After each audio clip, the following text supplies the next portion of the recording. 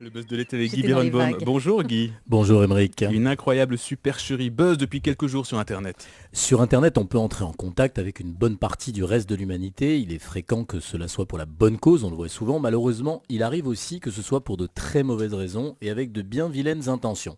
C'est le cas d'Ashley Ann Kirillo, dont la triste histoire qui se déroule au Canada buzz dans le monde entier. Depuis qu'elle a été démasquée, il faut dire qu'elle a vraiment une idée déplorable. Pourquoi? Qu'est-ce qu'elle a fait?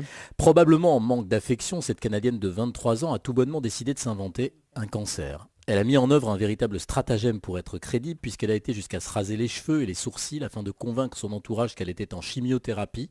Elle a créé une page Facebook pour solliciter des amis, des soutiens, ils ont d'ailleurs vite été 4000 Émeric, et de l'argent. Grâce à son incroyable subterfuge, les gains qu'elle serait parvenue à récolter sont estimés par certains à 20 000 $, plus de 15 000 euros.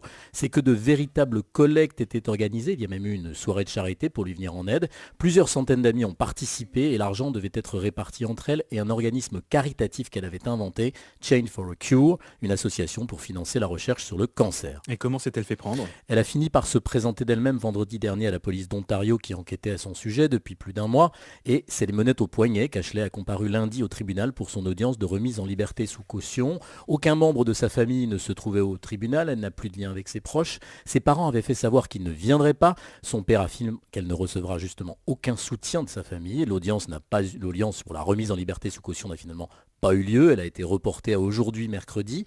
D'après les médias canadiens qui se passionnent pour cette affaire, dans la salle, l'accusé s'est adressé au juge d'une voix d'outre-tombe. Ensuite, deux de ses jeunes connaissances ont raconté leur stupéfaction devant son énorme mensonge. L'une d'entre elles a expliqué qu'elle n'aurait jamais pu imaginer qu'Ashley mentait. Elle était très convaincante et très active sur son compte Facebook, où elle changeait son statut régulièrement pour raconter ses visites à l'hôpital ou ses séances de chimiothérapie. Alors qu'est-ce qui a mis fin à la supercherie? Elle a vraiment été trop loin. Elle a fini par écrire sur Facebook qu'elle était désormais en phase terminale de son cancer. Son père, après plusieurs conversations avec elle, lui a finalement fait avouer au mois d'avril qu'elle n'était absolument pas malade. Il avait fini par soupçonner que sa fille mentait parce qu'il n'y avait aucun dossier lié à sa supposée maladie à l'hôpital. Alors il y a eu des plaintes, mais il y avait lui aussi alerté la police pour signaler la fraude. Et quelle est la teneur des réactions sur Internet, Guy?